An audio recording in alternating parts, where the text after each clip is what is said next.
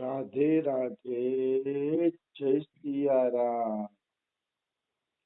આપણે શ્રી શ્રી રાણીમાં અને રૂડીમાનું ચરિત્ર ચાલે છે.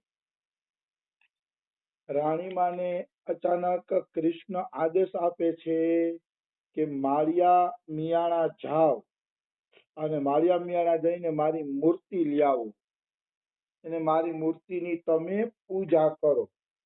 આવો આદેશ મળ્યો રાણીમાને કૃષ્ણ તરફથી.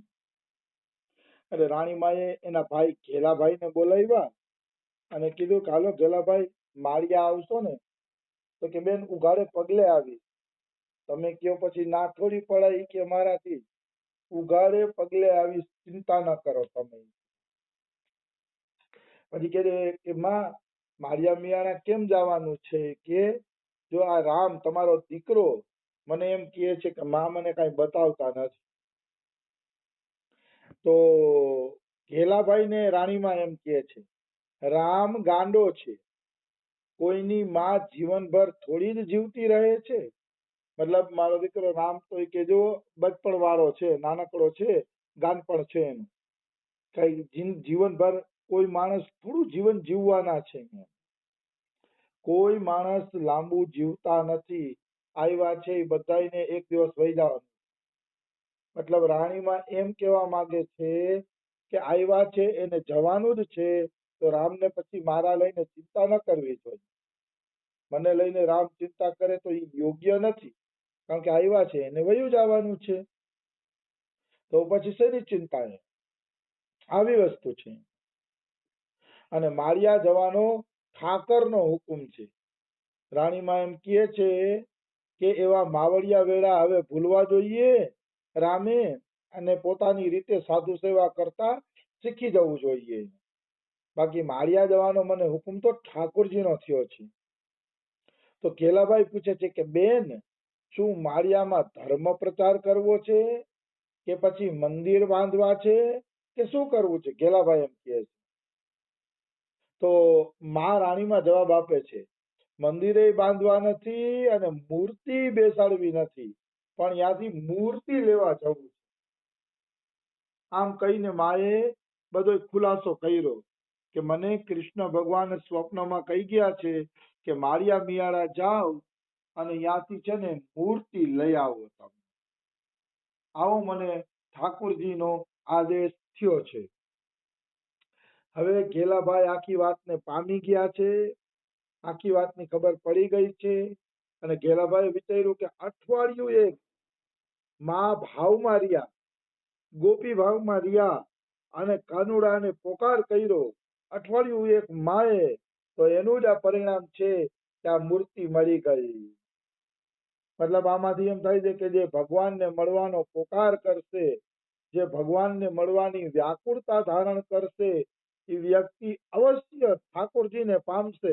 પછી મૂર્તિ રૂપે પામે, તમે બીજાને ભલે મૂર્તિ દેખાય પણ એને એમાં સાક્ષાત કાનુડાના દર્શન થશે નિસંદેહ. એમાં કોઈ પણ પ્રકારની શંકા નથી. નિસંદેહ એને એમાં ભગવાનના દર્શન થશે. આવી વાત છે. રાણીમાને એક અઠવાડિયું વિયોગ રહ્યો, એક અઠવાડિયું ઠાકોરજીની મૂર્તિનો કે દર્શનનો વિયોગ રહ્યો, તો મૂર્તિ રૂપે કૃષ્ણ ભગવાન એના ઘરે પધાર્યા. અને ગોપીઓએ પણ રાસ લીલામાં એક જ ઉપાય અપનાવ્યો. જ્યારે કૃષ્ણને ગોતી ગોતીને ગોપીઓ મરી ગઈ તોય એને કૃષ્ણ મળ્યો નહીં.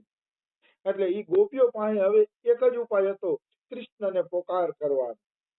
એટલે બધી ગોપીઓ યમુના કિનારે ભેગી થઈ છે અને યમુના કિનારે ભેગી થઈને કૃષ્ણને પોકાર કર્યો. જયતી તે દિખમ જન્મના વ્રજ ત્રયદિંદિરા સસ્વદત્ત રહી, ગોપી ગીત ગાયું. અને ગોપી ગીત પૂરું થયું ત્યાં જ સાક્ષાત મન્મથ કૃષ્ણ છે એ પ્રગટ થઈ જાય છે. સાક્ષાત ભગવાન દર્શન દેવા આવે છે. એટલે બધી જગ્યાએ એક જ સ્થાન છે, જ્યારે જીવ વ્યાકુળતા પૂર્વક ભગવાનને પોકારશે ત્યારે ભગવાન અવશ્ય પ્રગટ થશે. તમારો જે પોકાર છે એ પોકાર વ્યાકુળતા વાળો હોવો જોઈએ. જો વ્યાકુળતા વાળો પોકાર હશે તો ભગવાનને ઈ પ્રેમના તાંતણે બંધાઈને આવવું જ પડશે. દ્રૌપદીના એક પોકાર ઉપર કૃષ્ણ આવી ગયા, ગજરાજના એક પોકાર ઉપર ભગવાન આવી ગયા, પણ એ પોકારમાં દમ હતો. એ પોકાર અંતરના આત્મામાંથી ઉઠેલો અવાજ હતો, અને અંતરના આત્મામાંથી ઉઠેલા અવાજને ભગવાન જરૂર જવાબ આપે છે. એમાં કોઈ એટલે કોઈ શંકા નથી. એટલે ઘેલાભાઈને ખબર પડી ગઈ કે માં ભાગવત કથામાં અઠવાડિયું એક ભાવાવેશમાં રહ્યા. એ ભાવાવેશનું ફળ જ આ ભગવાન કૃષ્ણની મૂર્તિ છે. તો ઘેલાભાઈ રાજી થઈ ગયા અને કહે છે કે આવું છું બહેન, આવું છું, મારી સેવા અને પાઠના પુસ્તકો લઈ આવું, ત્યાં સુધીમાં તમે તૈયારી કરી લ્યો. એ કે ઘેલાભાઈ સાચું કહે છે, કારણ કે બારે જવું હોય તો પછી આપણે સેવાના પુસ્તકો, માળા, જેનો નિત્ય પાઠ કરતા હોય એ પુસ્તકો, એ બધું આપણે આપણી સાથે રાખવું તો જોઈએ ને, જરૂર રાખવું જોઈએ. એમાં કોઈ એટલે કોઈ શંકા નથી. હંમેશા મનુષ્ય ગમે એ જગ્યાએ જાય પણ એને નિત્યક્રમ જરૂર કરવો જોઈએ. નિત્યક્રમ અવશ્ય કરવો જોઈએ, કારણ કે જે નિત્યક્રમ કરતું નથી, નિત્ય ભજન કરતું નથી, એની આત્મા પછી ખોખલી થઈ જાય છે. જેમ ભોજન વગર શરીર ખોખલું થઈ જાય એમ ભજન વગર આત્મા ખોખલી થઈ જાય છે. એટલે મનુષ્યએ નિત્ય નિયમનું ભજન, સત્સંગ એ તો અવશ્ય કરવા જ જોઈએ, નહીતર એની આત્મા છે ને ખોખલી થઈ જશે. તમે જોજો, ભજન વગરનો જીવ હશે ને ખોખલો હશે, એમાં આત્મવિશ્વાસ અને એનામાં ગજુ નહીં હોય, ખોખલો હશે. એટલે નિત્ય ભજન અવશ્ય થવું જોઈએ. આજથી વર્ષો પહેલા, કદાચ હું ન ભૂલતો હોય તો આ 2001 થી 2 ની વચ્ચેની વાતો છે, ત્યારે અમારા ઘરે આસારામજી બાપુનું ઋષિ પ્રસાદ આવતું. આસારામજી બાપુનો સત્સંગ હું સાંભળતો ક્યારેક ક્યારેક ટીવીમાં. હવે તો શું છે, ખતમ થઈ ગયું બધું, પણ ત્યારે હું સાંભળતો. ત્યારે વ્રજમાં નહોતો આવ્યો એટલે પછી એમનો સત્સંગ સાંભળતો, અને એમનું ઋષિ પ્રસાદ પણ અમારા ઘરે આવતું આસારામજી બાપુનું. અમે એનું લવાજમ બંધાવ્યું હતું. હવે આસારામજી બાપુએ કેટલો સત્સંગ કર્યો મને બધોય તો યાદ નથી રહી ગયો, પણ એક માર્મિક વાત એની યાદ રહી ગઈ છે. એક વાત એને ગજબની કરી છે. ભલે એનું તો જે કાંઈ થયું હોય આપણે કાંઈ મતલબ નથી, સાચું શું ખોટું શું મારો પ્રભુ જાણે, પણ એની એક વાત મને ચોટી બહુ ગઈ છે, બહુ સારી વાત ચોટી ગઈ છે. એક ભાઈએ સત્સંગમાં ઊભા થઈને આસારામજી બાપુને પ્રશ્ન કર્યો કે મહારાજ, ક્યારેક ક્યારેક નિત્યક્રમ ભૂલી જાય અથવા તો ક્યારેક ક્યારેક કોઈ કામ આવી જાય ને 2-3 દી નિત્યક્રમ ન કરીએ તો ચાલે? આસારામજી બાપુએ બહુ સારો જવાબ આપ્યો કે તમે ગમે એ ઇમરજન્સી કામ કરવા જાઓ છો, જરૂરી કામ કરવા જાઓ છો, તો ભોજન તો લેશો ને, શૌચ નહીં જાવી કેમ, એમ કીધું હોય ને. જેમ આપણે શૌચ તો જાવું જ પડે છે, ભોજન તો લેવું જ પડે છે, એમ ગમે એવું ઇમરજન્સી કામ હોય તો ભજન તો કરવું જ પડે છે. આ જવાબ ત્યારે એનો હતો, મને બહુ જ ગમી ગયો છે. અને અતિ સુંદર દર્શન છે કે આપણે બહારે જાય છીએ તો પછી પેશાબ પાણી કરવા તો જાય છીએ, શૌચ તો જાય છીએ, ભોજન તો કરીએ છીએ, તો ઈ કામ ભજન કરતા હલકા થઈ ગયા, એમ મોટા થઈ ગયા, ભજન એટલું હલકું થઈ ગયું કે ઈ કરવાનું નહીં એમ. મતલબ એને કીધું કે જેમ ઓલા નિત્યક્રમ આપણે કરીએ છીએ, શૌચ જાવું, ભોજન લેવું કરીએ છીએ, ગમે એવા ઇમરજન્સી કામ વચ્ચે પણ આ કરીએ છીએ, એમ ગમે એવા ઇમરજન્સી કામ વચ્ચે નિત્યનું ભજન થવું જોઈએ. આ વાત એમની મને વર્ષો પુરાની છે, પણ ચોટ કરી ગઈ એટલે હજી યાદ છે. ભજન તો નિત્યનું થવું જોઈએ. પણ આમાં પછી તમારે ધામવાળા હારે હરખામણી નહીં કરવાની પાછીઓ, કે ધામમાં તો કોઈ નિત્યક્રમ કરતું નથી, અમુક તો મરજી પડે એમ જીવે છે નામે ને, એવી હરખામણી નહીં કરવાની. કારણ કે ધામમાં રહેતા રહેતા નિત્યક્રમ જેટલું ભજન આપને આપ થઈ જાય. આવી વસ્તુ છે. કંદોઈ દુકાનમાં બેઠો હોય ને તો ઈ કટકું કટકું ખાતા ખાતા એનું પેટ આપને આપ ભરાઈ જાય. એમ જાણો, કંદોઈ હોય કે કોઈ લારી વાળો હોય તાતે ઈ કટકું કટકું ખાતા જ હોય, એટલે કટકું કટકું ખાતા જ એનું પેટ ભરાઈ જાય. એમ ધામની અંદર કટકું કટકું ભજનથી જ પેટ ભરાઈ જાય. એટલે ધામવાસની હોળ નહીં કરવાની. ખાસ કરીને બારે જે સંસારી રહે છે ને, ભજન કરવાનો ઓછો સમય મળે છે, એને તો નિત્યક્રમ કરી જ લેવો જોઈએ, ભૂલવો જ ન જોઈએ. ધામમાં તો ભાઈ પૈડા રહેવું, ભજન છે એટલે કદાચ કોઈ ઓછા હાથનું ભજન કરે તો તોલે ન લેવું જોઈએ. કારણ કે ધામમાં તો અનાયાસ રાધે રાધે સંભળાતું હોય, વ્રજરજનો સ્પર્શ થતો હોય, યમુનાજીના પાન થતા હોય, એટલે ધામ હારે થોડુંક ધામવાળા નહીં, ભજન તો કરવાનું છે એવું નથી કહેતો, પણ સાધારણ લોકો કરતા તો પણ એ કાંઈક ને કાંઈક ભજન કરી શકે છે, કારણ કે ગમે એમ તો એ ધામમાં છે. અને સંતોનો સંગ કરશે, સત્સંગ સાંભળશે, આ તે ઘણો બધો વિશેષ લાભ એમને મળશે. આવી વસ્તુ છે. તો ધામવાસીની અને ઓલી અલગ વાત છે. એટલે એ બેનું હરખામણી આપણે કરવી ન જોઈએ. તો ઘેલાભાઈ કહે છે કે બેન, હું આવું છું તમારી સાથે, પણ મારા પાઠના પુસ્તકો લઈ આવું, કારણ કે મારે અહીંયા કે નિત્યક્રમ કરવો પડશે ને, એટલે પાઠના પુસ્તક લઈને પછી કે આવું હોય કે. પછી ઘેલાભાઈ પૂછે છે, આપણી યારે કોણ કોણ આવે છે? તો કે આ તમારો રોતલ ભાણેજ રામ. રામ નાનો હતો, માને બહુ પ્રેમ કરતો હતો, રાણીમાને. એટલે રાણીમાં થોડું કઈ કડવું કેમ બોલે ને તો રોવા માંડતા રામ, કારણ કે એને મા હતી, વાલા હતી. એટલે કે જો આ તમારો રોતલ ભાણેજ રામ આવે છે, બીજું કોણ આવે ભેગું? કેલાભાઈ કે બહુ રૂડું ઈકીએ. રામ આવશે ને તો રામ કોઈની બગસડા ગયો નથી, તો બગસડાના નકલંક ભગવાનના દર્શન પણ થઈ જશે અને એને બગસડા ફરાઈ પણ જશે અને બે કામ થઈ જશે. ભલે આવે રામ, ભલે આવે રામ, એમ કહે છે ઘેલાભાઈ. પછી ઘેલાભાઈ ઘરે પૂજા પાઠનો સામાન લેવા ગયા છે.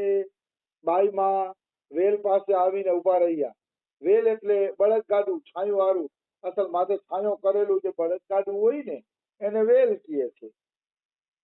અને રાણીમાની જે વહુ હતી, રામ અને લખુ બે પરણી ગયા હતા, એટલે રાણીમાની વહુ હતી જે, એને કપડા, સેવાની પોથી, માળા, સેવાનો ફોટો, એ બધું રાણીમાને આપ્યું અને કીધું કે લ્યો માળી, આ તમારા ગાડામાં અમે મૂકીએ છીએ, તમારી પૂજા પાઠનો સામાન છે. માં ખૂબ રાજી થયા છે કે વહુ સારી મળી ગઈ છે, કે પૂજા પાઠનો સામાન પણ ગાડી સુધી મૂકવા માટે આવે છે. આવી વસ્તુ છે. પછી લખુ ભગત એમ કહે છે કે માં, આપણે દરબારને જાણ કરવી છે. દરબાર એટલે રાજા. દરબારને જાણ કરવી છે અને દરબારને કહીએ કે બે સવારો આપણા ભેગા મોકલે. સવારો ભેળા હોય ને તો સારું રહે છે. અત્યારે વખત સારો નથી અને માળિયા મિયાના ગામ જરા તોફાની ગણાય, એટલે તોફાની આજે તોફાની ગણાય જો.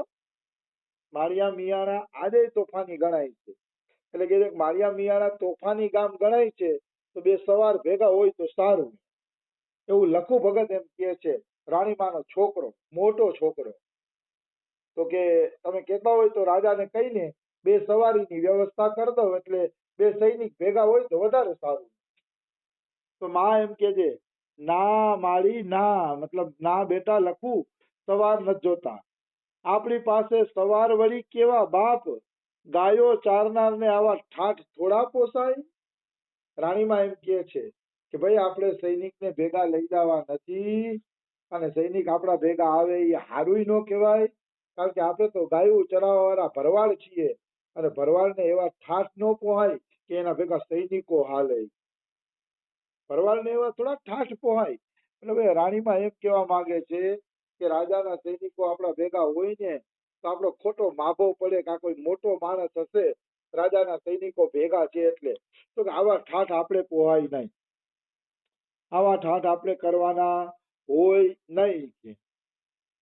રાણીમાં કહે છે, મને કોણ લૂંટી લેનાર છે, અને મને લૂંટવા વાળું કોણ છે, અને મારી પાસે લૂંટવા જેવું છે શું? એ કે જોઈએ તો માળિયા વાળા આ માળા ભલે લઈ જાય, કે માળિયા મિયાણાના લોકોને જો લૂંટવું જ હોય ને રાણીમાં કે તો આ માળા લઈ જાય, મારી પાસે તો માળા સિવાય કાંઈ નથી.